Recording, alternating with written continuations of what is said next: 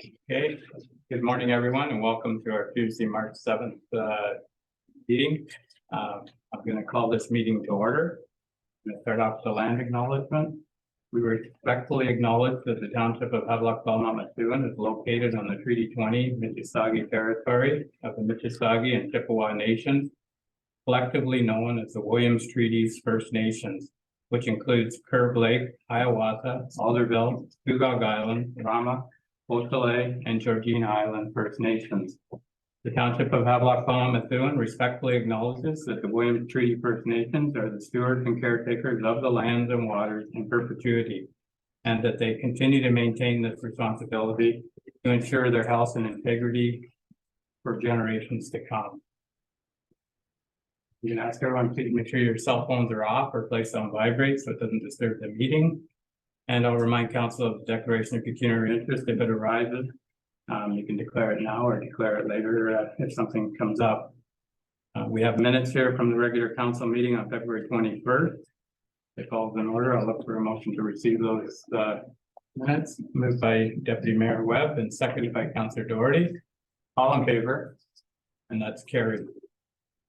Okay, our next item here is delegations, and we have Carrie Schneider here from Peterborough County Waste Management. She's on line here. Yeah.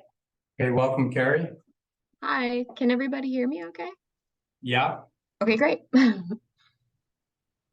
Okay, so sorry, my screen went out here. So I just welcome you here, and we're going to talk about the transition to producer responsibility for Blue Box programs. Yeah. Can everybody see my presentation okay there? Yeah. Great. Okay, so thank you very much for having me today. I'm here just to provide this presentation for information, to give you some background on the upcoming change to producer responsibility of the Blue Box and upcoming decisions that your township will have the opportunity to make due to this change. So to start, what is producer responsibility? It's a regulatory approach to waste management where the producers or companies that are actually making and importing products are responsible for the waste generated from them and operating the programs to recycle them. In Ontario, the Blue Box is transitioning from the current model, which is a shared industry funding model, to producer responsibility. And this shows on the left, this is the current shared industry funding model. So producers create products, consumers use them, they recycle them, and then the local governments or municipalities operate the recycling program. And we get about 50% of those costs covered by producers currently. And then on the right-hand side, this is what the new program will look like, where producers will take over the municipal role and they will be responsible for operating the Blue Box and program and have 100% of the costs. There's a couple pieces of legislation that are pushing this change forward that are provincial legislation. The first is the Environmental Protection Act, Ontario Regulation 10194. This is the older legislation. This has been in place for a long time, since 1994. And this is the legislation that requires municipalities to operate Blue Box programs. This will be wrapped up and move into the new legislation, which was passed in 2016 by the province, which is the Waste Free Ontario Act, Waste Diversion Transition Act, and Resource Recovery and Circular Economy Act. And the general idea behind this legislation that the province passed in 2016 is to move to a producer responsibility framework for a number of recycling programs and try to move to more of the circular economy where we're using the resources of the waste that we're producing and recycling them and closing that loop. So many programs have already transitioned to producer responsibility under this legislation, like batteries, electronics, hazardous waste, and tires. And now the Blue Box, largest program in Ontario, is transitioning. There was a regulation passed in 2021 for this new Blue Box program, and the regulation has all the details in it of what the producer requirements are, what their recycling targets are, and how they have to manage the new program. So how the recycling program currently works in Peterborough County and in the townships is that Peterborough County administers the program on behalf of the townships. The county has a contract with Mterra, who performs curbside collection as well as depot collection at the transfer stations, and they process the material. The county submits a report of all of our costs every year to the province compliance branch, which is the Resource Productivity and Recovery Authority. And then we receive 50% roughly of funding back to offset the costs to operate the Blue Box program. The county supplies the infrastructure at the transfer stations, which is those front end bins that you put recycling in when you go to the transfer stations, to allow Blue Box collection at the township owned depots. Under the new producer responsibility program, there are eligible sources and non-eligible sources. So eligible sources are the types of properties producers have to collect from under the legislation. And those include residences, so single family homes or seasonal homes. It includes facilities, which would be multi-residential buildings, not-for-profit long-term care homes and retirement homes, as well as schools, and also public spaces. There are non-eligible sources that they don't have to collect from, and I'll talk about those towards the end of the presentation. So there will be a transition period from July of this year to the end of December 2025. It's a 2.5-year transition period. And during this time, each municipality and First Nation community in Ontario has been assigned a transition date where we will transition to producer responsibility for the Blue Box. All townships in Peterborough County were assigned a transition date of January 1st, 2024. So during this transition period, municipalities have the option to choose, if they want to negotiate with the producers to continue service delivery, or they can fully divest their responsibility when they transition. And so County of Peterborough Council has chosen to divest on January 1st, 2024. And I'll explain that a little bit further later. Then there's a post-transition period, which is January 1st, 2026 and afterwards. And at this time, producers will be fully responsible for operating the Blue Box program all across Ontario and every municipality, and they'll be responsible for all aspects of it. So again, all townships have been given the transition date of January 1st, 2024. In the new Blue Box program, there is a new list of designated materials. So what is actually counted as recyclable in the Blue Box program. During the transition period, there won't be any changes. So from when we transition January 1st, 2024 to the end of 2025, producers have to provide the same level of service and collect the same number of materials that they're collecting right now. Then starting in January 1st, 2026, there's a new list of materials that will be included in the Blue Box program. This is an example. So on the left-hand side, these are typical products, types of materials that are included in municipal Blue Box programs, but it varies by municipality. And on the right-hand side, this is a list of the producer responsible products that will be included in the new Blue Box program. So starting in 2026, they'll have to collect more materials than we're currently collecting. So all the materials that are currently collected in Peterborough County will still be included in the new Blue Box program, plus additional materials like single-use products like plates, cutlery, straws, styrofoam, things like that. So it will be an expanded list of what's considered recyclable, and it will be standard across the whole province. This shows on the left that right now what's considered recyclable varies by community, but on the right-hand side, starting in 2026, there will be one list of what's recyclable throughout the entire province. It's also important to note the difference between producers and producer responsibility organizations, or PROs. So producers are the brand holders, importers, or retailers of products that contain Blue Box materials. And if they if they operate in Ontario or if they import products into Ontario, they're still considered a producer. And this includes grocery store foods with packaging, retail store items with packaging, and fast food packaging. A producer responsibility organization, or PRO, is typically a not-for-profit organization, and the producers sign on with them and they perform their duties on behalf of the producers. So they're the ones that are actually going to be operating the Blue Box program on behalf of producers and help the producers meet their responsibilities in the new regulation. And each producer can decide which PRO they want to join.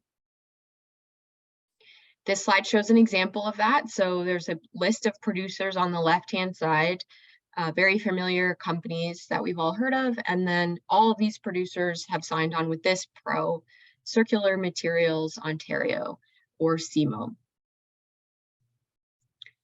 CMO is the largest PRO in Ontario, so they have the majority of producers signed on with them. So they are going to be responsible for the common collection system throughout the province and essentially be responsible for collection and management of Blue Box for all municipalities moving forward.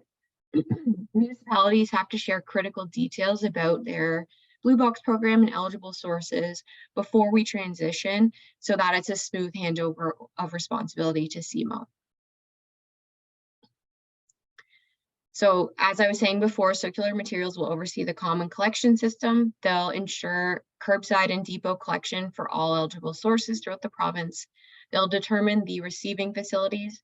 So this is where the recyclable material will go for consolidation, and they will decide where the material recycling facilities are as well. So given the extensive scope of work and limited timeline that CMO has to implement this new Blue Box program, they presented a standard offer to all municipalities in Ontario, requesting that during the transition period, they continue to provide interim Blue Box services, and CMO would pay municipalities to do this. Municipalities had two options. So they can opt in by signing agreements with commercial terms set by CMO. They would become a contractor to CMO during the transition period only, or they can opt out. And if they opt out, CMO will secure arrangements with an alternative service provider. So they've said that if municipalities opt out, they will go directly to the contractor company that the municipality is currently working with. So in our situation, this would be Emterra, and offer Emterra the contract to do that work if the municipality opted out. Communities can consider providing services at one or multiple points in the collection system. So Peterborough County Council has decided to opt out of all services. There's a link to the council report in this presentation if you want to review it. Because of this, there is an opportunity for townships to contract with CMO for depot operations if you wish to do so, to allow CMO to use the township depots to meet their legislated requirements. And if you do this, townships would be compensated for this service. So since Peterborough County's opted out of all services, CMO has approached our current contractor, Emterra. They've offered them an agreement to continue to service all townships through the transition period for curbside collection and collection from the depots or transfer stations. CMO is required by the legislation to collect Blue Box material from the same number of depots that are currently being used in each township during the transition period. So to meet their requirements, they're offering contracts with the townships for depot operations to allow them to continue to use your depots. So they've set up a contractor who would provide the service. And so what they would be offering to the townships is to provide you payments to allow them to continue to use your sites during the transition period and beyond. So there are pros and cons to opting in or opting out of this offer. So if you opt in and sign a contract to CMO for depot operations, some pros would be that the Blue Box services will remain at the current depots. Townships will receive payments from CMO for Blue Box operations. Some cons would be that the townships will have to agree to CMO's contract terms. and that the payments will be standardized for all townships. So CMO is going to develop a payment model and provide that to you. It's not going to be based on your actual operation costs. If you opt out and you don't sign with CMO, some pros of that would be that you would have no responsibility for the Blue Box program. You wouldn't have to follow CMO's contract terms. There may be additional space at your depots or transfer stations to use for other diversion programs because the Blue Box bins wouldn't be there anymore. Some cons would be that CMO will have to offer the Blue Box depot service at another location in your township. So this may be inconvenient for residents because they may be going to your depots to drop off garbage or other materials, and they'd have to go somewhere else to bring Blue Box material. And you wouldn't receive payments from CMO if you opt out. So as far as next steps, CMO has been working to schedule meetings with each township individually to discuss the potential to contract with you and to allow townships to ask questions. County staff have offered to be present at this first meeting to help assist with this process. I believe for your township, that will be in early April. It's being scheduled for early April. CMO is working on a new contract document to provide to townships for depot operations only, as well as a payment model that they will offer you. And we've asked that these two documents be provided to township staff before that first meeting, so that way township staff have a chance to review the offer before they meet with CMO. As far as site infrastructure, the county currently owns the front end bins that are at the transfer stations, but there will be an opportunity for us to transfer ownership either to the contractor or to the townships if you do decide that you want to continue collecting Blue Box material. And then once the townships have met with CMO and reviewed the offers, then they can bring a recommendation to your council as far as how to move forward. And the last thing that I want to touch on really quickly before the end of the presentation are the non-eligible sources that I mentioned before. So these are locations that producers, unfortunately, in the regulation do not have to collect from. So these would be industrial or commercial properties, not-for-profit organizations, municipal buildings, daycares, places of worship, commercial farms, and campgrounds. The county currently collects curbside from about 600 of these locations.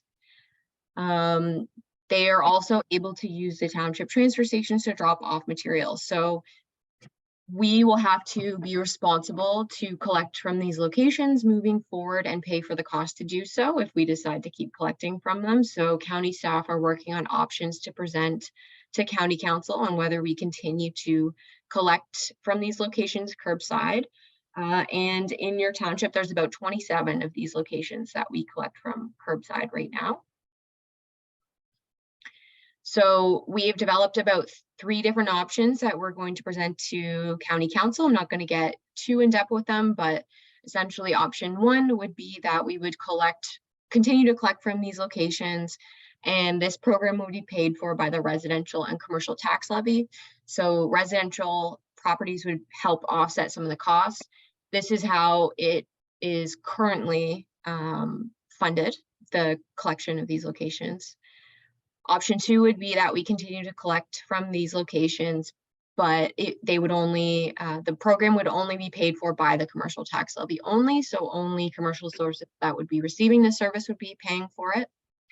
And then option 3 would be that we would stop collecting from these locations, and these locations would be responsible to find their own private contracts and arrangements for Blue Box collection. We will be sending out a survey to these non-eligible sources within the next month, just to see what their preferred option is and to keep them in the loop to make sure they know that a change may be coming. And so we'll stay in touch with township staff on this, but if you do receive any questions based on this survey, feel free to pass these inquiries along to county staff. As far as the non-eligible sources at the depots, if you do decide to continue to collect Blue Box material and contract with CMO, they're offering to allow this material to be mixed in with eligible material during the transition period only, and they would reduce the cost of collecting this material from the payments that you receive from them.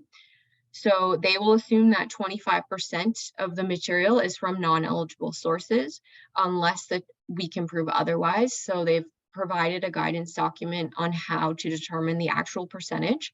There's a pretty simple method of using impact data that we're encouraging townships to go through that process, and we can help township staff through that if they need any guidance on that. Out of the townships who've completed it so far, we've seen percentages from 2 to 5%. So it's much lower than 25%. And if you do decide to contract with CMO, that's going to benefit you, because that's going to be less percentage that they take off if you decide to collect this material mixed in during the transition period. So in summary and next steps, all townships transition to producer responsibility January 1st, 2024.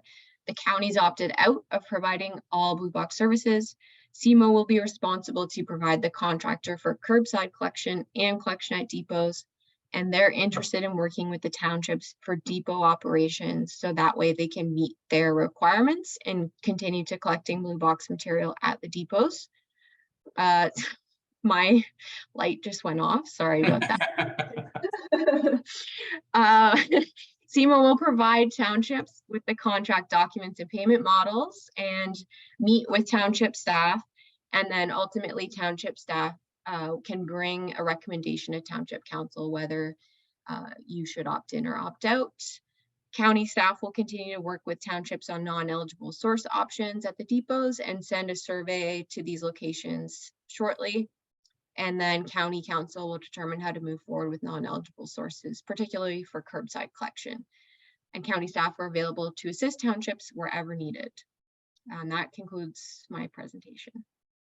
Thanks, Carrie. I think your light was a timer to tell you that you're almost done. So, but anyways, I know it's been busy for you. There's a lot happening within waste. When we get to not only just recycling, we've got all the other parts of it that are coming in for Bensford. So this year there's going to be a lot happening and a lot to deal with. So for this here today, before I open up to council, it's the one thing I do see is it's the consistency for pickup around Ontario is going to be a good thing, because the biggest complaint we get now is for our seasonal population coming up and things that they take in other areas that we don't take here.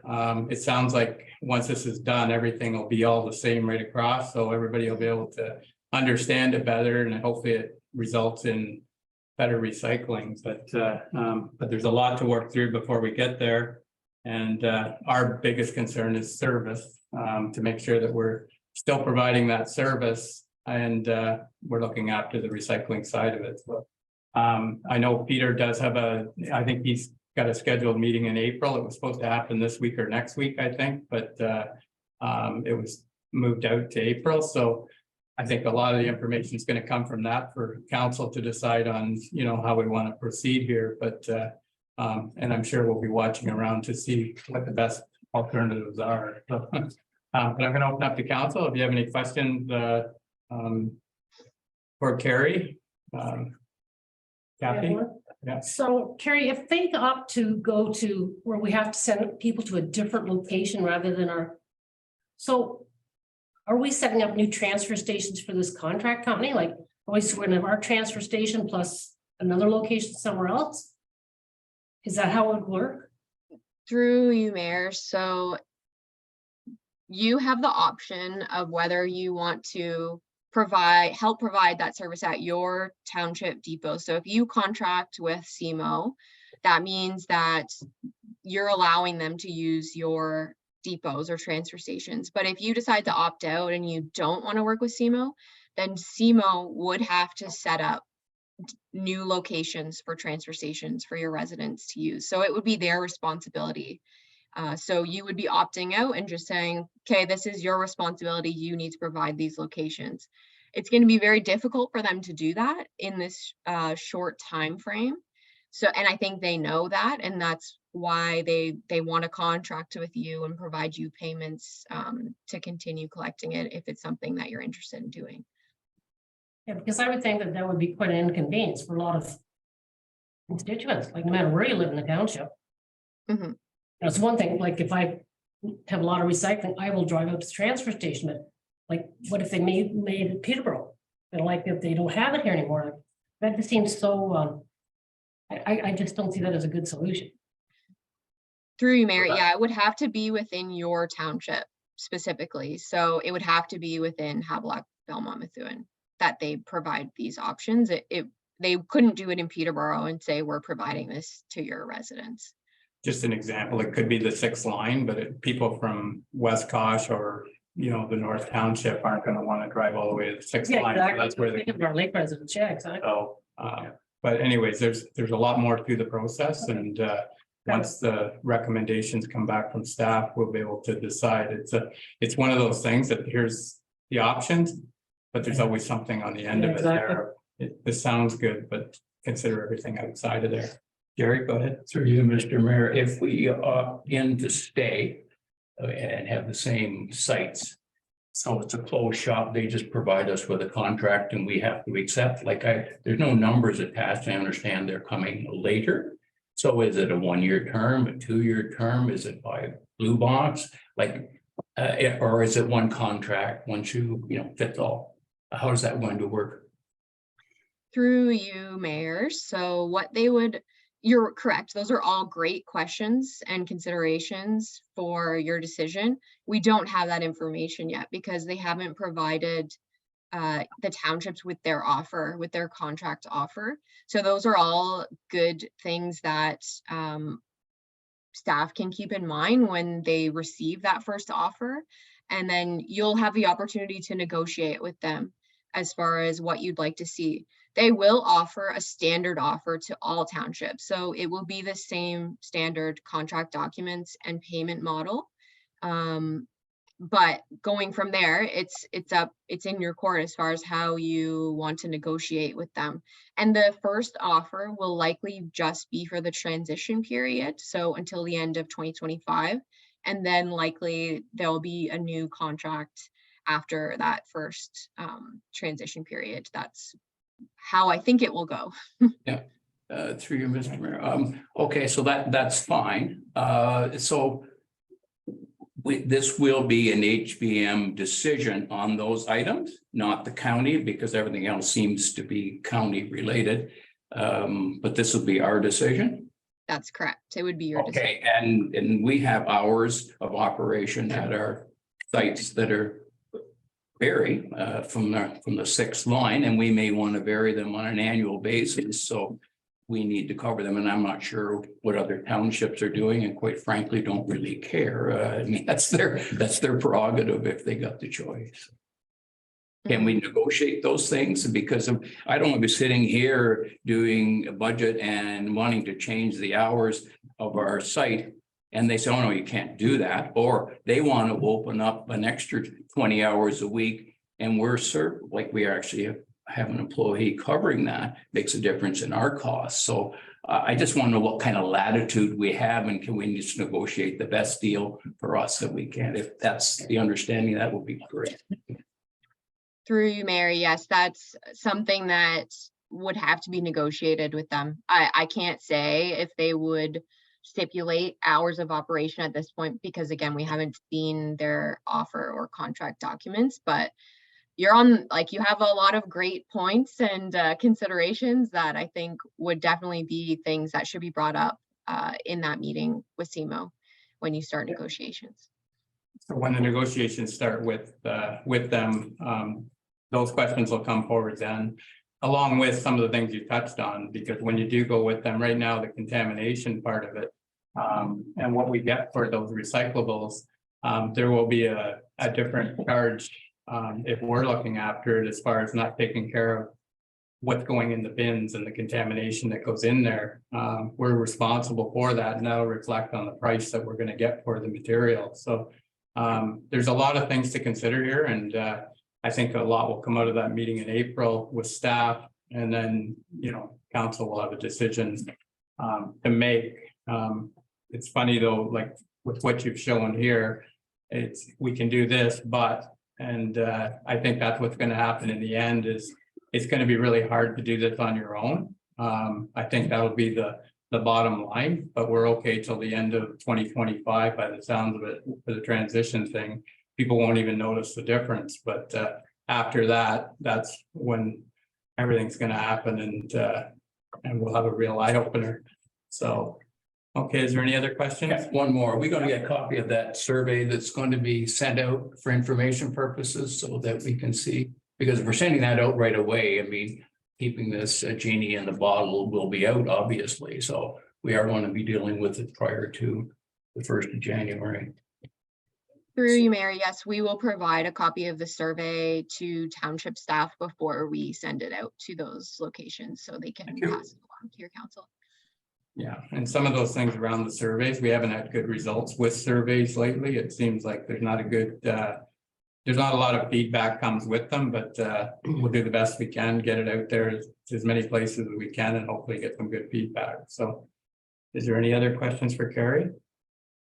Hearing none, I'll look for a motion that we receive the delegation and we refer this information over to Public Works and Peter can look into it and get back to us here in the future. So moved by Councillor Clement. And seconded by Councillor Flagler. Question? Yeah, we're gonna put some parameters on that. We don't have anything yet until Well, there's a meeting in April. April. Yeah, so they'll bring back a report. On April 21st or 18th, the second council meeting in Well, April, is that? Whenever you can get, whenever it's ready. First week of May. Yeah, first week of May, probably. Yes, through you, Mayor Martin. Yes, the staff will bring a report back to council with the agreement and with recommendations for council to review. And I was looking for a date. Is April's too big?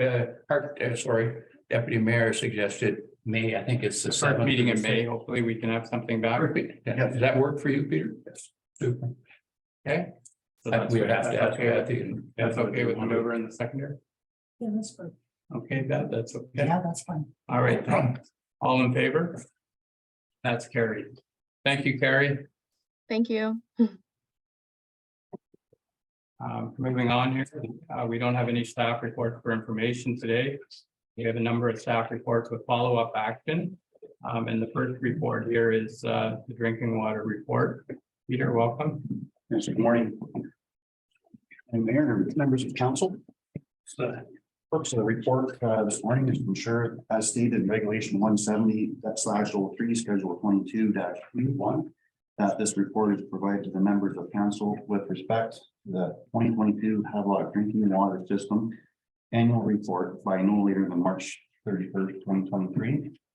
The 2022 Havelock drinking water system annual report be received and a copy made available to users of the system. Okay, all right then. So there's a lot of reading here, lots of things around our water. And I think the bottom line is that we are in compliance with everything that's presented here. I don't know, we do have Aqua here. If there's any questions around the report. Councillor Clement. So, thank you, through you, Mayor. So on page 58, it says the peak flow rate was exceeded in August due to maintenance. This happen every year, like. Thank you for your question through you, Mayor Margaret. This was just due to replacing a singer valve. So maintenance happens every now and then and it'll exceed the peak flow, but it's if it's due to maintenance, it's no issue. It was just due to waste. Okay, thank you for that. I read through the whole report. Okay, page 61 is, and this is just an information thing. So the thing, it says in-house and then laboratory. Is that the laboratories like in Peterborough where you send water? It's it says online in-house laboratory and additional legislative samples. So the laboratory, is that Peterborough? When you Yes, send through them? you, Mr. Mayor. Yes, it is from SGS and Lakefield. We have to send it to an accredited. Okay, on page 62, I Googled it, I looked it up myself. Okay. And then on page 65, it says, about the lead sampling. The system qualified for the plumbing exemption. Can you give me a little, like, how do you get that? We didn't discuss that yesterday, did we? Yep. Okay. So thank you, through you, Mr. Mayor. during the mandatory round of lead sampling was completed by Aqua in 2008 and 2009. As far as I can recall, there was 10 locations that were sampled. There was one business, residential volunteers, and then 2 samples from the hydrants. All samples came back below the threshold, which I think was 10 micrograms per liter.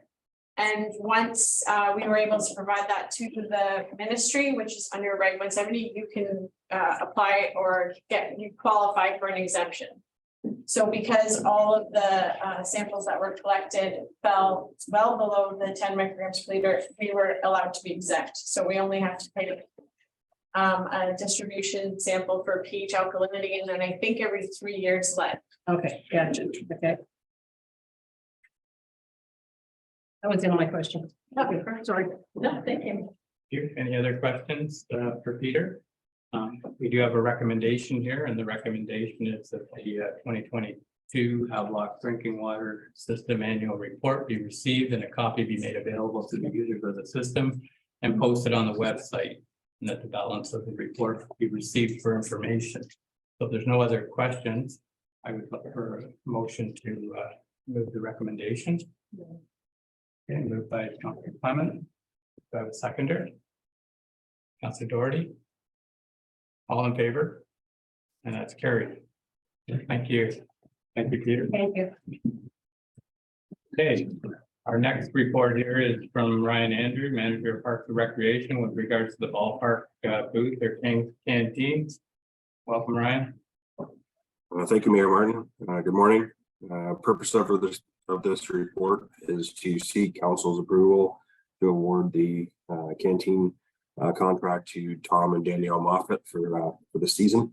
We did advertise for roughly 4 weeks, and we received 1 submission for the amount of $1,000. Might be of interest to council to know that that is an increase of $350 that we previously received through these quotations. So looking for council's approval to award that contract.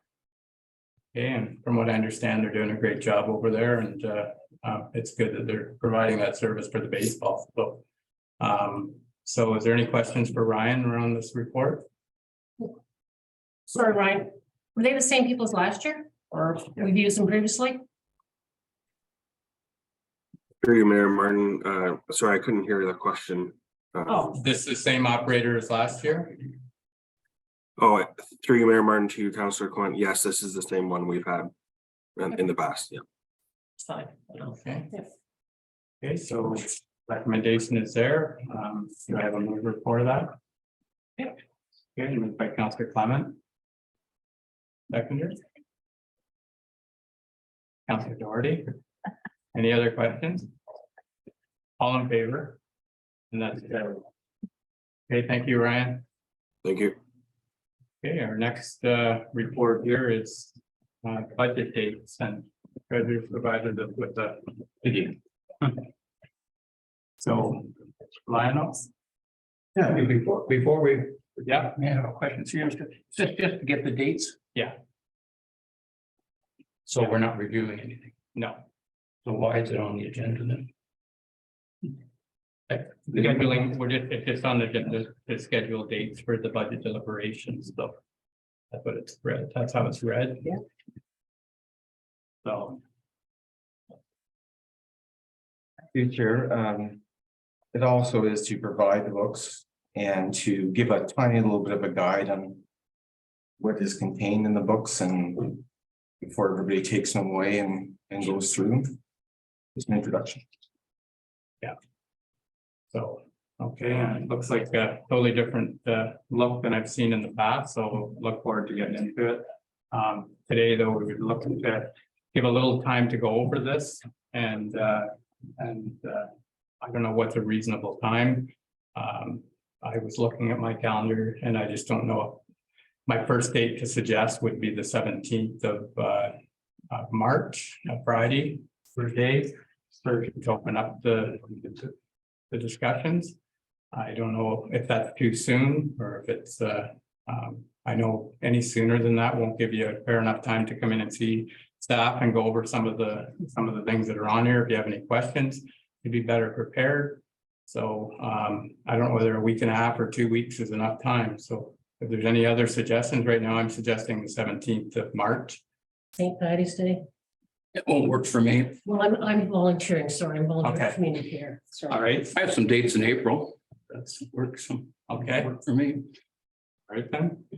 So I just didn't want to take it out too far, but No time to get in a hurry now.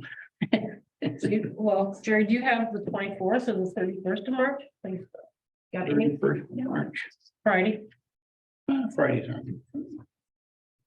Okay. well, 24th, that's enough. Everything gonna be on a Friday, is that? no, it's just that seems to be the day that I don't have anything on. Oh, okay. So, but there, that week there, that last week, there is, I have another, Well, we can do the emergency training. 27th. We all have emergency training on the 28th. Good. I'm not available 29th, I didn't mind. and I got a workshop in Cavan on Thursday at 3. 27th, Monday the 27th.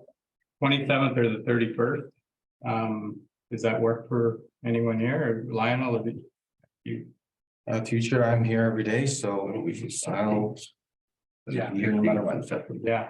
And this is important, right? So, Yeah. That's what I'm saying. So, anything else we can put it off? 27th, yep, 27th of March. Monday. Yeah. All day Okay. or, 9:30 to 2 or something like that. So. What are we setting for dates? Are we gonna complete the exercise or as much as we can? On the Well- 27th, or we just? Well, no better. I would suggest that you give a week or so after in between them to to allow time to do any adjustments or anything like that that needs done, if there is anything. So so the date after that, good luck here. When's our first council meeting, April 7th or something? 4th. Fourth. So the afternoon of the 4th, we can go over anything. Would that work for everyone or how are you, what's your calendar like? Or, okay. So after the council meeting on the 4th there, we'll do the afternoon review any changes that were going to be done. And then we'll see what we need after that. I always plan on a full day for council, Yeah, so. So the 27th all day or the two, well, we're in speed dating here, so we need to put times on everything. Plan on all day, Jerry. read your stuff and we'll be be able to move through it pretty quick, probably. Oh, God, I would imagine we'd be So, I knew. so the 27th and then the afternoon of the 4th, they're the 2 dates that we've got right now, and then we'll see what we need after that. So, Okay. 9:30? Yeah. April 4th. Yeah. Is that 9:32, Jim? no, we got council Oh, we that have day, so it'll council. be after council meeting. Sorry. So we'll set a hard time for 1 o'clock on the 4th. We'll make sure our meeting's done early enough to have lunch, and then we'll go into everything that's left, we can carry it for the next meeting. Sure. Okay. So, and that's for the public information too, so 1 o'clock on the 4th, so the public can attend to be advertised. Okay. All right then. So with that, then, that's what we needed for today. So I'll look for a motion to receive the balance. Is there any questions here for Lionel around the book? Did you want to go through it, Lionel, at all, or the book at all for what you've done here? Through you, Mayor, I definitely wouldn't want to go through the book. And quite honestly, if council so wishes that we don't go through the slides, that's fine. This was just meant to provide a bit of an introduction to the book. As you said, it looks somewhat different than it has in the past. I tried to put it together so that it'd be somewhat intuitive, but Let's go through the slides and Yeah. all right, so first slide is just going on through some overall numbers. They are proposed numbers. I'm sure they will change to a certain degree. So 4.5% increase in net tax levy. And 4.2% increase in the residential tax rates. You may already know that the education tax rates haven't changed. The village area tax rate is about as level as it possibly could be. I think there's a 9-cent increase for the average homeowner. Real growth, a lot of people are always interested in that. It was somewhat minimal, less than 1%. Another item that is really interesting, at least for geeks like me, that it's the second year of a county's 4-year plan to bring the tax ratios for the multi-residential class down to the same as residential. So you're going to see that in the calculation of the tax rates and the increases or decreases compared to the other classes. And one thing I wanted to mention is that staff, I feel, really did respond well to the request to bring in budgets that were not wish lists, because, you know, we all want things, but we also have some budgetary pressures this year, of course, with inflation and other things. So I think everyone did a good job in that regard. And this is just a little slide to refer to. There's a lot of, I would say, background information in this year's book. I think what's perhaps been missing in the past is an explanation of, okay, you have tax levy. How does that get to a tax rate? Well, of course, there's taxable assessment, what you see on your tax bill. But there's also tax ratios, which I like to refer to as the amount that other classes pay per value of assessment compared to residential. So if, say, for instance, a tax class had a 2 for a ratio, they would pay twice as much per dollar of assessment than residential people or residential taxpayers. And of course, then you multiply assessment by tax ratios, get the weighted taxable assessment, and you get the tax rates by dividing the net tax levy by the total weighted assessment. Sorry to get into math here, but if people are interested in this sort of thing like me, it's all there. And if you're not, there's absolutely no test when we go through this. Absolutely not. But you know what? I saw this as a way to have a reference book as well. Throughout the year, you may get asked, or you might get asked about, okay, how much tax was raised by the residential class? How much did industrial property owners provide in tax? This section gives you all that information. And I'm not going to go through all these. I mean, this is just an example of what you're going to see in the book. You're going to see CVA, the current value assessment by tax class. You're going to see the ratios. And this is where you see something interesting. Everything's the same there in tax ratios. Then you see this outlier on the right-hand side, minus 12.1%. That's what I was talking before, the county's plan to bring the multi-residential tax ratio down to that of the residential class, which is 0, or sorry, 1, I should say. And there's 2 more years after this one before it gets down to 0. And yeah, some more numbers. So Well, what's pipeline? yeah, it's just like it sounds, pipeline. Oh, that's our gas. Okay. Okay. We don't have some under every street or anything, but yeah, we have a couple. And so this tax rate, and this is proposed, obviously, but this tax rate, it is interesting because you see 4.2 for everything in terms of the difference from last year. And then you see multi-residential that's minus 8.4. And that goes back to what I was talking about before with the multi-residential tax ratio going down. So what that does is it decreases their part of the pie for what they have to support. And when that's the case, and that pie gets smaller from multi-residential, the pie for all the other ones goes up a little bit. So you see the tax rate change is 4.2 for everybody except for the multi-residential. And I mentioned before, I guess my slide was a bit too big, the bottom's cut off there, but for the village rate, it's essentially the same as it was last year. And so this is a neat slide because I like, and you'll see this in the book. I think some people are interested in, okay, how much of our total net tax levy comes from commercial or industrial, and this gives you the exact number, or at least what's proposed right now.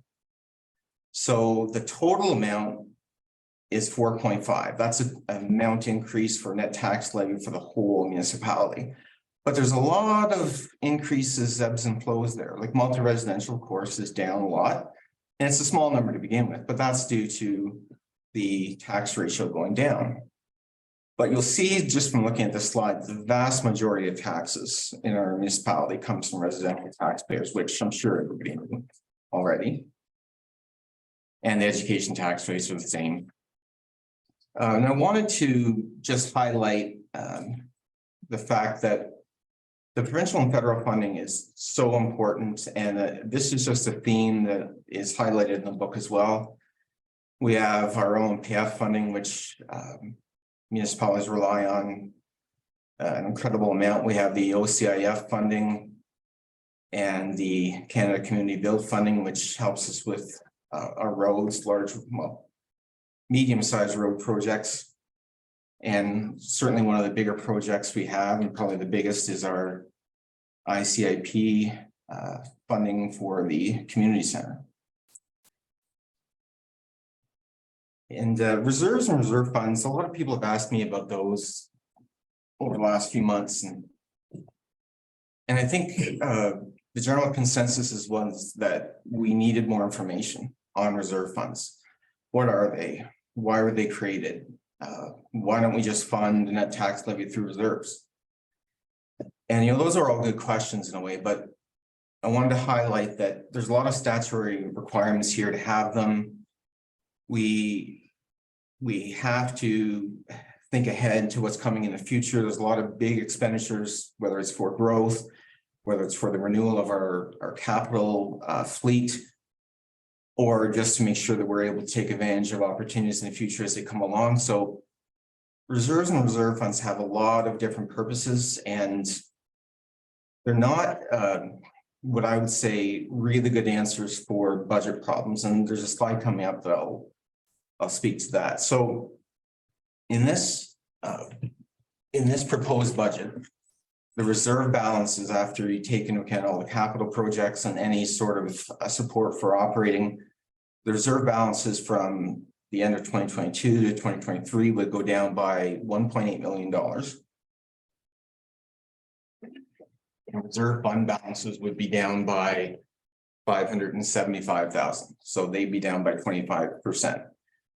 And the withdrawals from reserves in this budget are expected to be $3.8 million higher than the contribution to reserves. So this is just something to keep in mind as everybody's going through the book. Like every other municipality, we have to look to our reserve funds to pay for certain things, and especially when there is an unlimited ability to raise taxes. And the other important point to think about with reserves and reserve funds in an area or in a time of inflation, even reserves that stay constant, that purchasing power has certainly decreased. So the funding of operating expenses through reserves, that comes up a lot. And why don't we just solve all the problems by adding $1 million, $2 million from reserves? So that really does create a base budget problem. So when I say that, I mean that if we put in $100,000 to decrease the tax rate by 1%, you've got to keep doing that year after year then. Otherwise, that tax rate will go up. Because if you put it in 2023, then in 2024, just to keep that net tax levy the same, you've got to take from that reserve again, unless you find another source. So it's a very short-term solution to decreasing the tax rate, and actually ends up taking away your nest egg, so to speak, for capital expenditures in the future. So while it may be impossible not to use it sometimes to support the operating budget, it does come with some potential issues. And I just want to throw in a quick slide about debt. I think we all know here that HPM does not have any debt, but it's interesting to note that the province does stipulate the maximum amount of debt repayments that a municipality could use, and ours is $2.2 million. So That's not just the amount of debt that we could take on, that is the amount of repayments. So if you gross that up to the amount of debt, it's something like $40 million. I'm not here saying that we should take on $40 million, but it's quite a high debt ceiling. So this is shown in the books, but, and I'm not going to go through all these, but there is quite a few areas that have, I would say, impacted the net tax levy more than others. So this is just a quick little list of that. I just also want to point out that the top number there is $7,112,645. Because this was a living document ahead of this meeting, that number is actually, and it's shown on the previous slide, $7,150,401. So the numbers in this slides, they could have adjusted slightly before the budget books were printed. So if there's a question, the budget books are gospel. And here's just some more factors that affect the net expenditures and the net tax levy. Interest revenue. So this is an interesting aspect of how much we need for net tax levy, because we do have reserves and reserve funds. We do have a bank account. So interest revenue is quite a big source of funds that does decrease the amount of money that we need for net tax levy. And as most people know, our revenues, our investments are handled by one funds, which look after the investments for a great percentage of municipalities in Ontario. And this is a quick little summary of the performance in 2022. And I went on the different indexes to get their stats for the same quarters. So it is interesting. You see that while we, for the whole year, outperformed the Standard & Poor's TSX index and the Dow Jones, there was less volatility throughout the year. So I think that's essentially what One Funds tries to do. Now, NASDAQ, of course, is tech heavy. So, I mean, that's all over the place. So I'm not shocked that there was more volatility in that one. But another thing I wanted to point out here with this chart is the difference between book value and market value. And I like to think of, book value returns as, say, for instance, you took out a GIC. And right from the beginning, you're going to get that 1%, 2%. Well, it's over 4 now. And so there's no guesswork. That is what you get, and you get it. And in our case, it gets reinvested. So market value is, okay, so the market's swinging up 20% one day, and it's, well, that would be catastrophic, but the swinging up and down 2%. By the end of the year, you might be down 10% for the whole year. But as I tell my kids, with the amount of money that they've invested, you haven't lost anything, because that's just the market going up and down. So if you look at the chart there for One Fund's market value for the year of 2022, it's down 8.1%.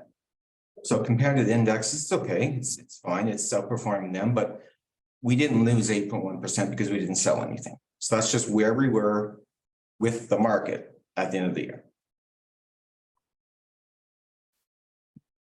So as you all go through the budget books, you're going to be looking for things that, like maybe that's something that could be changed, or you might be looking to add some things to the budget. But the question always comes up, how much of the budget is discretionary and how much can you really get at? And through this slide, and it's in the book as well, there's a lot of costs in the budget that, in theory, they could be decreased, but it's really important to note that with some expenses, when you decrease them, it could come at a cost of, say, for instance, downtime and services, less services to taxpayer, less communication. So it's, it's up to everybody's interpretation of how much is actually discretionary, but it's something to keep in mind.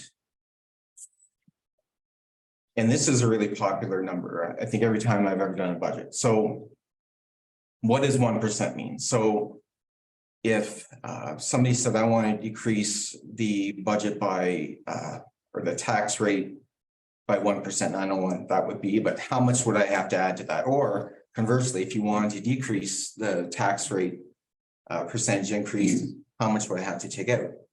So the rule of thumb for this budget, this municipality is about $70,000. So if somebody found $70,000, then the tax rate increase that is now at 4.2 will go down to 3.2.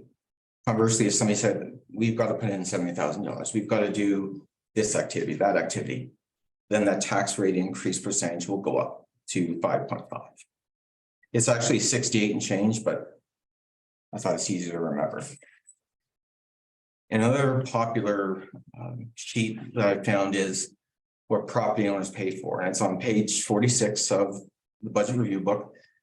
That will allow you, if somebody has ever asked you, oh, how much do I pay for fire? And this is my assessment. It's a really easy calculation. And of course, everybody will be getting new books when the budget is finalized. But a lot of people love to look at this and have in their hands in case somebody says, hey, I don't use the community center. And they might ask you, well, how much am I paying towards that? You can actually tell them. And one of the last things I want to mention is the organization of the divisional operating budget. So that's part 2 of your books. It shows you the operating budget.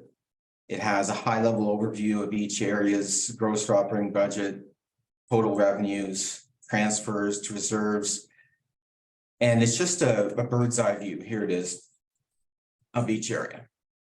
So, hey, boom, you know how it's changed from 23 to 22 for all those different areas. And I didn't really, I think transfers to and from reserves should be separated. Say, for instance, transfers from reserves, it's not really a revenue. Because you have to be aware of, okay, that's coming from somewhere, that's coming from your reserves. It's not something that is coming from like a third party. So I like to have those separated so you kind of get the whole picture. And of course, it goes from the gross all the way over to what that area needs as part of the net tax levy. And it's just more information on each department's subsection in part 2.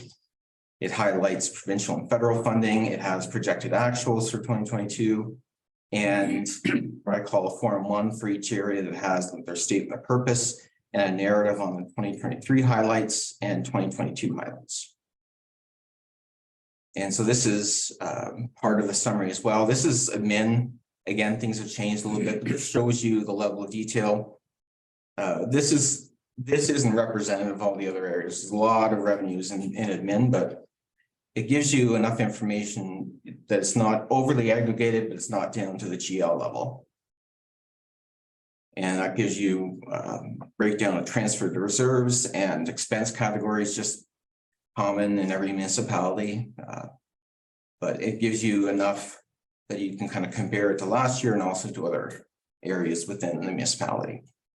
And this is what I was referring to, the Form 1 in each area. It's just a little bit of a quick, punchy sort of look at each area and things that you might want to look at. And the capital section, which is section 3 of the book, it's organized in roughly the same way, so it'll look somewhat familiar. And there's 70 capital projects, which is a tiny bit misleading because some are as much as like buying a printer or something. So, but that's the number that is in there, and the cost. Projected cost is 8.3 million. And finally, I added what I think could be useful. It's a start anyways of a glossary and acronym explainer. I think everybody will probably have some items to add to that, and that's great. It's something that will grow year over year, and hopefully that's helpful to everybody. Set it off just like that, eh? Yeah, I didn't have like a, you know. Couldn't have a thank you No, or it's saying that it's kind of a drop-in. You should have be a flower or something. Well done. Well, I ask one question. He talks, you can hear him? When you talk, you can't. Okay, we just talked about that, so we will have that fixed too. We have to try something else, so, Well, maybe we should change into a woman because you can hear them talk okay. and you can't. All right, so we're gonna move on here. Is there any question for Lionel with regards to his report? It's pretty straightforward and good job, Lionel. It's Good job. looks really good there, so. We can come and ask you questions anytime. So that'll be the thing to set up appointments to meet with Lionel and go over any questions you have. Take some time to read the document and see what's there. There's lots of opportunity to put the council spin on it. Yeah, so. It's hard to have people not see what they've already seen this morning. So they're going to be left with the first impression that we're going to be giving salary increases 3%. The budget's going up at 4.2. So you've hit them with a mindset now that's going to create me some difficulties and questions. And I guess take rather exception to that. I guess so noted. It's a draft budget. Right, It's a keyword there. If anybody knows anything about budgets, it's a draft. Well, I guess apparently I don't, because at first people read it and the first impression they get is what they read, right? Yeah, So that's all I'm saying is that we've Yeah. created that now, and now we've got our work to do to bring the. so anybody that's listening now, it is a draft budget and we're Right. gonna put our mark on it and it'll take some time here. But we have a great start here. It's not a wish list like years ago. We used to come in with like a 20% increase and then we would sit here and just hack things out of there and feel like we did something. Right now, this is a realistic numbers here. Our big thing is services. We want to try and carry on with the services that we have without cutting. That being said, there might be some things we have to cut because we just want to keep that number down. So Councilor Doherty, go ahead. To you, Mr. Mayor, I believe there was a survey done requesting things that was done prior to us. I guess it was when we were sworn in was done, but I don't know what the questionnaire. And it says in there, we aren't taking those into account, or they're taken into account and not, somewhere it says on there. That's where we'll have our input. You'll be going through, it's right here on when you go through the book, you'll see it all in here. But I didn't get booked this morning, so I'd rather. That's right. That's why we're not talking about it today. So, okay, so for today, go ahead, Kathy. So Lyle, Mhm. I think your glossary at the back is amazing. I'm a previous business owner. I was audited by the government. Quite familiar with a lot of this, but I really like at the back, we give explanations. I too know it's a preliminary budget, and like I said, I've been audited before, so I think it's a job well done. Thank you. Hey. And I don't have a problem telling people it's a preliminary budget. Like, So the survey is in there. I think it's and some of the things that people are asking for. And that We're going to talk about, I'll make a motion, we receive the report. That's good. Thank you very much, Councilor Doherty. Do I have a seconder to receive the report? Councilor Clement, all in favor? Carried. okay. Okay, our next item here, we had an acceptance. Oh, sorry, Bob, go ahead. Yes, through you, Mayor Martin, can we get a resolution to choose the dates for the next meeting? I believe it was March 27 and April 4 for budget meetings. Okay, did we not? Okay, so the two dates that we provided earlier, if I could get a motion for March 27th and April 4th. The 27th starts at 9:30 and April 4th starts at 1 o'clock. A motion to go into budget deliberations starting then. So that motion is moved by Councilor Clement, seconded by Councilor Flagler, all in favor. And that's carried. Okay, Thank you. there is an adjustment in the agenda here with the late, came in late with regards to long-term care. It was posted there yesterday, but Rob, if you could lead off with that and then we'll get back to it. Thank you, Mr. Chair. Yes, this is a report that was put together by Bob and I. I take it he's not going to take offense if I kind of bring council through it. So this is the next in a series of reports that come for council, which relates to the development the 128 bed long-term care facility on 628 Old Norwood Road. Council had previously approved our staff recommendation that we entertain an RFP to solicit input or interest from operators to develop that site for that purpose. This report provides council with a summary of what the result of the request for proposal. So ultimately, we have one respondent. Staff reviewed the respondent's submission, which was comprehensive in nature, and we established that that particular respondent, Aon Inc., met the criteria that we had set forward, and that their submission was also in line with our goals and objectives related to that particular use. So as a part of the process, we met with ministry staff to ensure that ultimately our recommendation to you would be consistent with what they're expecting from us. So the recommendation that's brought before council includes recommendation that we provide the ministry with a letter that informs them of the outcome of the RFP, that Aon Inc. Was the only respondent, and that respondent did provide a package that was consistent with what we were asking for. In addition to that, we're also recommending that we send a letter to Aon advising them that they were the successful respondent. Yeah, so I note in the report that, of course, this is part of the solution. We'll you know, ultimately the decision is vested with the province as it relates to actually allocating the beds to the successful respondent, and then coming to terms with them on a development agreement. We, you know, in our meetings with the province, we did hear you know, promising comments. They seem to think that you know, the development is very similar to a development that they had already approved by the same proponent.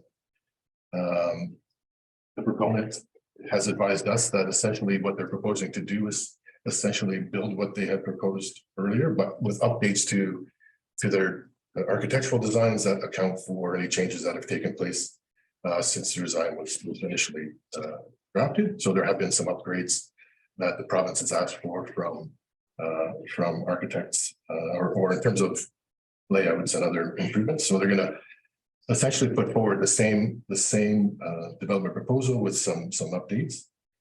The province saw that, you know, given that scenario, the approval process should be pretty quick, such that you know, the dates that are spoken to in their capital funding regulations should be met, which is essentially having a shovel in the ground by August 31st of this year. Of course, Aon doesn't have complete control over that schedule. You know, they can do what they can to update their drawings and to provide them to the ministry and to provide them to us for our approval. But ultimately, they're confident that if things move smoothly, that they'll be able to meet those things. Yeah, so what'll happen next is, you know, if council approves this recommendation, we'll draft the letters, we'll advise both the ministry and Aon of the outcome of council's deliberations. That'll trigger, if everything goes well, we'll come back to council with some other documentation, an offer, you know, an agreement of purchase and sale as relates to the property. Just to update anybody that might be listening, the developer has offered $2, which is consistent with the terms that we came to with them previously. And in addition to that, they'll have to enter into a site plan agreement with the municipality, and that'll be before council as well. So you'll have another opportunity to see what the development looks like should things go the way we think they have to, and hopeful that they will. So I'm open to answer any questions that council members might have. Okay, is there any questions for Rob with regards to this?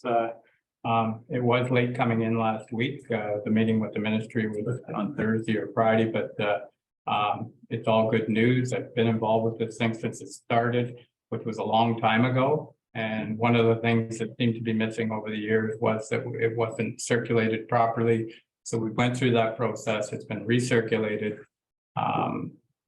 Only one came. There was 18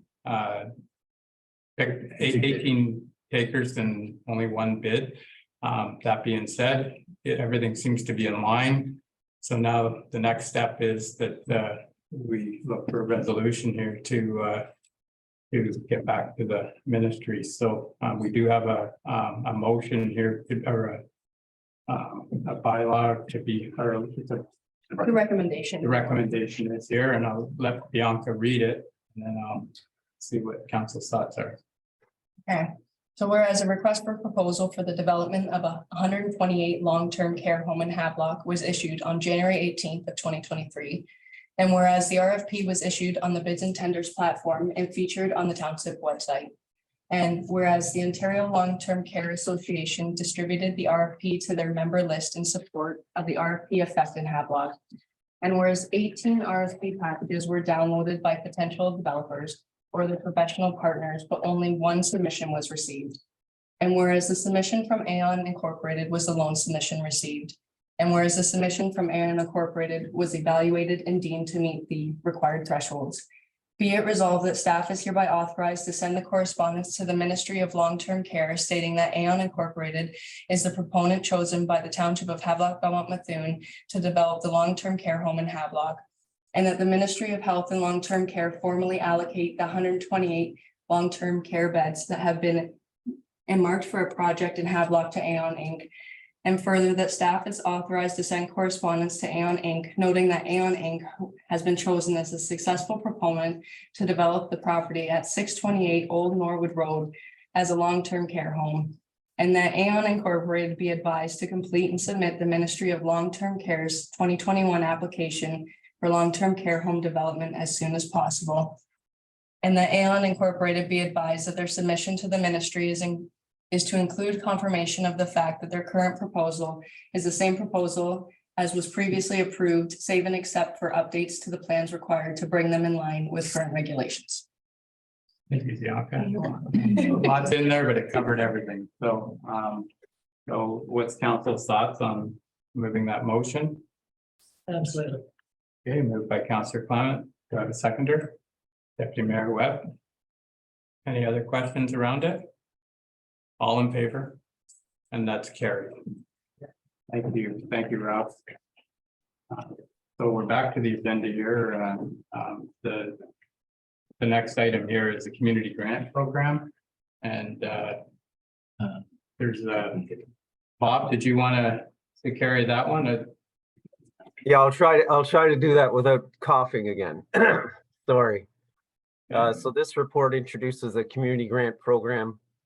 It was originally introduced by the previous council and forwarded to budget in 2023. The original community grant program was strictly for financial requests that the township receives. If council wishes to amend the program and add additional requirements for in-kind donations or use of township-owned facilities, then we can amend the community grant program and add those elements to it.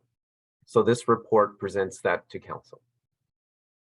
Okay, so the financial impacts, some of it's dated. I just wonder, so it's going to be referred to budget as far as the discussion, because there is a financial impact. So some of that should be maybe talked about at budget discussions. Looking at any grants myself over the years, I'd like to know what the impact is. We, in the past, have looked at OMPF and some of these grants are tied to OMPF. So OMPF goes away, which it could any year. We would relook at this, but for now, rather than having an impact with taxes, it might be something to move to budget discussions to see how we fund it. That's just my thoughts. Is that a part of it, Bob? Like you say, it was supposed to be referred to the 2023 budget, but yet there's a financial impact here if we did it this way. Yes, so through you, Mayor Martin, the original community grant program was established with a cap of $20,000, and it was $1,000 per allocation. However, that can change. So if council wishes to amend that, we can certainly do that. But as it was passed originally, it was a total of $20,000, 1,000 per group per application, with all the criteria as explained in the report. Okay, so most of that is, I think that's exactly what the previous council was looking for. The one part that might not have been in there, like you said, was using a building is considered a grant in a roundabout way. So that will be a discussion point, I think, moving forward. So there's a few things around this, but the bottom line, I think, you know, as far as the financial impact is we need to decide if it's going to be taxed for, or if it's going to come out of a grant, like we have in the past. I'm not mistaken. So what the council's thoughts here as far as how we move ahead with this? It's something that we need over the last few years. It's something that we're always getting asked for money, but we didn't really have anything around it. And I think that was the intent here, is to try and set something up that's consistent. So Deputy Mayor Webb, do you have anything to add to that, or no, they're putting you on the spot? Okay, all right then. So Question to you, Mr. Mayor, maybe Lionel can answer it. Is this a line item on the budget, or is this just a budget item that came up last year? Through you, Chair, it is not in the budget right now. okay, so So it's not a line item then? no, Okay, good, thank you. Okay. So it's definitely a budget item then, yeah, okay, Councillor Clement. I would think. So through you, Mayor. So have we received most of this 20,000 in grants previous to now? Like, is that how we got the 20,000, or is that, where's this money come from? Through you, Chair, I think, and I don't want to put words in anybody's mouth, but I think what may be referred to when it was from grants would be the OMPF, because it's what I would call the equalization payment, for lack of a better term, with the provincial government municipalities. So I think an appropriate way to fund it would be through that. But it could also be paid through a number of grants that have been placed in the admin reserve. So it's almost like a two-stage process. We have the OMPF, it goes into the admin reserve, and then things are funded from the admin reserve. So I don't know, does that seem close to what you were? Like, it seems it saves us going back into the budget. So if there's a line item of $20,000, in the past, we've had a council initiative fund for a lot of years, and it seems like it was tied into the administration reserve. It was not, we always thought we had like an $80,000 that was topped up by OMPF over the years that we would use. So if somebody came forward and wanted whatever, we would go to that and maybe use it. It saves going back into the budget. So this just gives a line that would be, it's kind of like the environment grant that we had last year that it saved going into it. We didn't use it all, whether it gets topped up or not, or whatever. That's what this would be. It would be like a $20,000 threshold and some rules around it. So, you know, like if somebody wanted a couple thousand, well, this is $1,000 limit on here. But and the other piece that's not there, and I don't know whether that has to be decided today, but around, you know, using the buildings, and people ask us, can we get, you know, donate the building for meetings and stuff? Well, in a roundabout way, that's a grant, so it brings this into it. There's a lot around this, but it's just something that it's just tightening things up a little bit and making things, you know, a grant is a grant, and it's taxpayers' money in the end. So we wanted some rules around it. So if the Boy Scouts or the soccer club or baseball, like any of them come to us for say 500. Does this fall all under this? This is what we're talking about. Yeah. Yeah, it would come to those sort of things there. It would go through council, and this would be where we would be a go-to place. Okay. Yeah, so it's, go ahead, Deb. Through you, Mayor Martin, is this the same fund as the ones we were given to the associations for a maximum 5,000? That's not. the same. No, that was a different COVID one? thing, I think, wasn't it? Yeah, That was a different one? yeah, that was a provincial thing. Lakes Association? Okay. Yeah. So, so Would the Lakes Association be able to say, hey, we need $1,000 to fix our fire route? Does that? I don't think it would classification? fit for that, but It wouldn't come out of the community grant programs? I'd have to read it better. More for service groups. More for service groups? Okay. Minor sports, whatever. Okay. Through you, Mr. Mayor. I, correct me if I'm wrong, CEO Bond, but I thought we were trying to crystallize the policy, not so much the amount. So that we could help organizations when they apply, say we need this and this is your maximum. I think we're trying to get to the end result a little quicker if in fact the budget was approved. Am I off base there? CEO Bond? Through you, Mayor Martin. No, that's exactly right. Councillor Doherty is correct. We're trying to crystallize this policy. If we want to include things like in-kind donations or use of a facility, we can add that into the program, but right now it's not there. And it's capped at $1,000, Bob, because some of the requests we get are more than $1,000. Correct. It's capped at $1,000. I just wonder, like, I think there needs to be some more discussion around it, but. Well, you could just add in, wait, I don't know. Yeah, I don't Because you know. had one Well, more. you just put a special case scenario, like, I don't know how you'd say it, but we'd like them to be $1,000 or under, but, and any special case would have to be re-examined on by council in and of itself, right? Sure. Separate from all the rest. That's what I. Isn't that most of them under 1,000? Well, So that's what I'm I'm dealing saying. with exceptions. That's what we Even get with it. even with that too, we examine, like, we go through most of them here, right, in correspondence, so we're gonna see them all anyways, so I don't know, it's up to you. Yeah, I just, the cap of 1,000 might just, cloud it up a bit, but you're right. We can have a special circumstance. Well, it's gonna come through council anyway, so I think it's all covered in there. In the end, it's still gotta go through the budget to find out where the money's coming from, but for today, we could, it's council direction. I think it's to refer it to budget. We can finalize it in the budget protections along with how it's, where it's coming from. And if there's any wording there that you think needs changed or whatever, I think it can come out once we know where the money's coming from, because right now we don't have the money in the budget, so.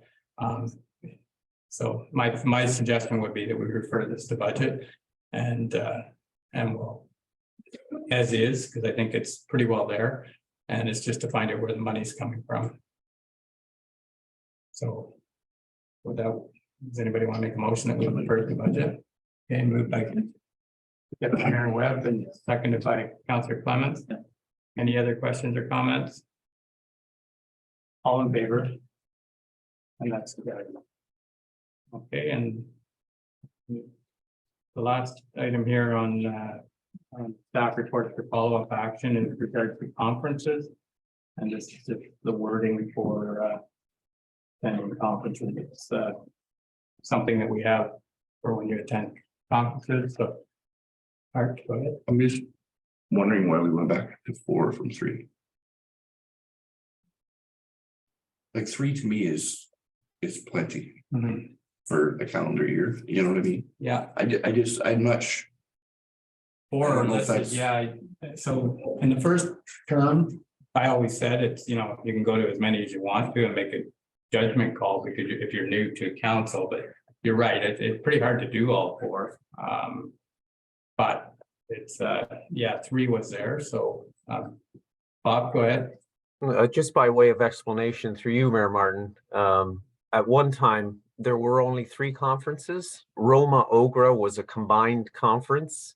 It has now been separated. So there are now 4 conferences.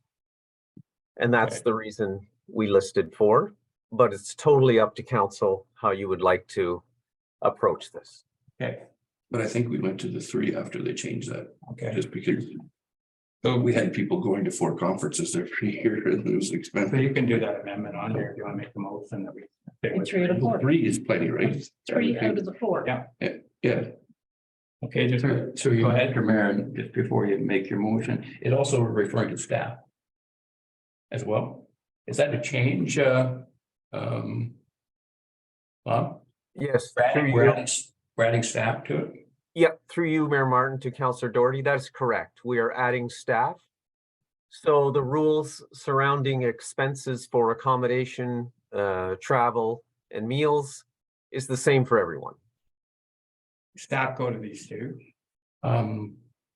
Okay, It's just conferences we're talking about, not lifelong learning. That is correct. Thank you. So the motion, Thank you. Yeah,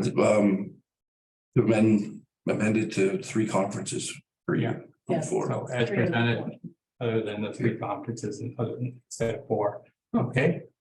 That's moved by Deputy Mayor Webb, seconded by Councillor Clement. Any other question? All in favor? And that's carried. Okay, so I'm gonna see, does anybody want to take a break for 10 minutes before we finish this up or? So that moved by Councillor Clement, seconder. Councillor Doherty, all in favor? Any Carried. Okay. Can I get a motion that we resume the meeting? It's 11:13. Moved by Councillor Doherty, seconded by Councillor Flagler, all in favor? And that's carried. So we're gonna move into correspondence, and we have 2 action items here in correspondence. The first item is with regards to County of Huron and a call for action to review the Cannabis Act. Since that thing's been brought in, there's been a lot of things that people think we know more about what's going on. Motion to support. Okay, moved by Deputy Mayor Webb and seconded by Councillor Flagler. Recorded vote, please. Recorded vote. Okay, are you ready to record a vote there again? Yeah. Okay.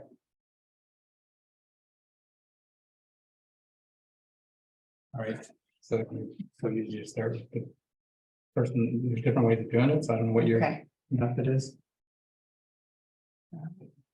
Councillor Doherty? Sorry? What's your What's motion? your Are you yes or no? yay or nay? Nay. It's clarification. Yeah. Okay, so what are we voting on here? Okay, it's the correspondence with regards to County of Huron. Basically, when it comes. Yeah, when it comes down to the end, it's that we would like to see more of what's going on with regards to the cannabis and when it comes to our towns right now, we don't get any notice or anything. Like when these ones open, We don't do know. nothing about it. Then people come to ask us. Bob's gonna maybe do some clarification here and then we'll go ahead, Bob. Yes, through you, Mayor Martin. The correspondence requests that the Cannabis Act be amended to include more correspondence with the municipalities. Yeah. Okay. Okay, so. It's a little deeper than that because part of the recommendation is that they want to convert the 2 plants per person and make you get a medical certificate for it to grow them. And now it's not like that. The rest of the stuff I completely agree with, we should know, but that part of it I don't. Because I think it puts a burden on a healthcare system that is overflowing now. Can you imagine everybody going, trying to get a certificate to do it? So if that's the only reason for the act, I agree completely. We should know about prior to it landing. But that part I just don't agree with because I think the health system is really at its limits at the moment. So that was the reason for the. Because I don't just agree with that portion of it. Thank you. Okay, all right, so your motion that would be nay, you're not supporting it. That's right. Okay, Councillor Flagler? Through you, Mayor Martin, on my understanding of this, apparently. The health department approves a person to grow the medical marijuana. And they can do up to 2 people. But what the Huron County was concerned with is they're not being notified of this, so the smells and the odors from it. Right, so I do support. the resolution. Yes, the resolution, yes, but I feel the township should know about it. And we'll put their inputs in on it as well. Thank you. If I'm right on my understanding. You want me to go around the Sure, table? whatever way you want, yeah. Okay. Put me down as yes. Yeah, okay. Deputy Mayor Webb, Yes. and Councillor Clement. Yes. Can I make a comment through you, Mayor? Yeah. There's an awful problem on the highway, County Road 48. I have a friend who lives out there and the stench, she used to be able to walk. She can't even walk anymore. So I want to know what's going on in my community. Yeah, like, so, yes. All right, then. So. Carried? Yes. Yeah, all right, so that was carried. So the next item here is with regards to the oath of office and with Trent Lakes is looking at speaking with Ontario government about changing the oath of office to looking for the addition under it with regards to business. So what's your thoughts on this one? Motion to receive. Okay, got a motion to receive. And that's seconded by Councilor Gleiger. All in favor? And that's carried. Okay. All right, then. So that's the end of the correspondence for follow-up action. There is no other correspondence. So we'll move into councilor activity reports, and the first item there is a county council update. Art, did you have anything for us? No, Pretty moved on this one. that's okay. No, not really. We Yeah, got the blue bucket update from Kerry today. yeah, Draft budget completed with 3.92. Tax rate. yeah. And any other Okay. questions? And then we did have a delegation there with regards to medical. Oh, yeah. Yeah, The regional community medical. Yeah, and it was explained to us, and there's a lot to that. Their idea is if we could get one in the Peterborough area, we could have up to 10 physicians and 40 nurse practitioners. How they get there, don't know, but it was a good delegation, and you know, they're thinking outside the box as far as trying to bring us in. And I did since then have a little explanation on how those things work, and it probably is a good thing. It's just the changing times of physicians now not wanting to run a business. Their idea is that they, if they were in one of these things, it would be, they don't have to have the staff to go with it. They're just, they're working there. And it's a little easier for some of the new doctors to just be doctors, and they don't want to do the business side of things, so. Now, on that, what did come up was when it was presented, there was quite a few mentions of the words marginalized people in terms of the users of this. So, and when questioned, they said that was the aim of it the aim was for needy, homeless, whatever people, these are the people who are going to be using this. So while you that don't have a doctor, you might be able to get in there, understand that when these places come, their focus will be either homeless or marginalized people. Oh, that's not me. So that's, you know, and I don't know if the mayor can expand on that. As I said, well, the one guy that made the presentation, he said that he doesn't have a doctor and he would not be eligible for this program. So, which I thought was kind of funny, right? That the guy be promoting it, but at the same time, Yeah. that's what it is. That's what we need. need. Gaps that. You know, with homelessness and everything else in our society, you get a lot of this. But what really had me bothered was that, as I said, it's focused for, you know, not that we're not trying to help out these people, but what about everybody else? Especially the people who are going to work every day and doing their part, right? Do they not deserve a doctor as well? Because to me, they do. If anything, they might deserve one more. So, Yeah, that's, I don't know. Was one of my. I didn't read it. Is that the secondary meeting? I didn't read anything about that in the original. It's in the presentation. Yeah. Just watch it again. Marginal. Yeah, no. Jonathan Bennett was the one that was doing. I the don't, recording.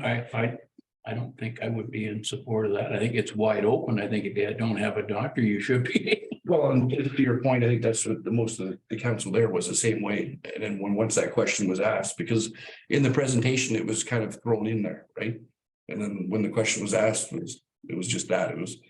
You kept saying marginalized people, is it for marginalized people or is it for anybody? He said, no, the aim is primarily towards marginalized people. Not that other people couldn't get in there. But I'm just saying, if you're becoming a doctor, chances are the homeless guy on the street's gonna get in there before you. So, But the other side of it, what they're saying is it'll eliminate a lot of some of those other ones that it might help. Or if we don't have a doctor, like there's a lot to it.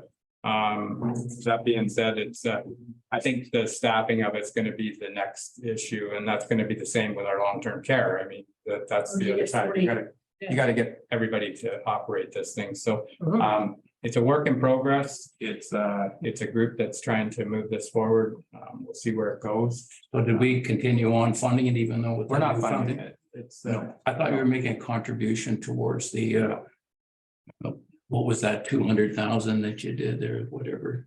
Some county council. that was for the vape injection sites or whatever we did. oh, Dave Smith, 100,000. That wasn't for that. That's not part of this, No. because I thought that why are they coming to the county then, and what did we approve? It's not what they- Just the process, or they? To bring it out, yeah. Basically, in the presentation he put up there, what is there, Jim, 100, 101 or something? There's over 100 in Ontario. Yeah. Yet on the It's not map, here. there's really nothing around Peterborough, and even if you go out quite away, like, obviously the majority are gonna be in Toronto. But you could see the space on the map in terms of our area not being supported by one of these. Now, depending on what you're gonna get, right? Like what I thought I was gonna get was different than what I heard in the presentation. So But there were no requests for support. not yet, County. not yet, more of, Not yet. Okay, no, thank you. That's good. And then the other thing was we did pass the budget, county budget was passed with a levy increase of 4.93%, which included a 2.5% rate that we've had in there for roads dedicated to roads for the last 4 or 5 years. So we start at 2.5%. So the tax rate increase is 3.9%. So So that's 2.5 plus 3.92. no, plus 2.43.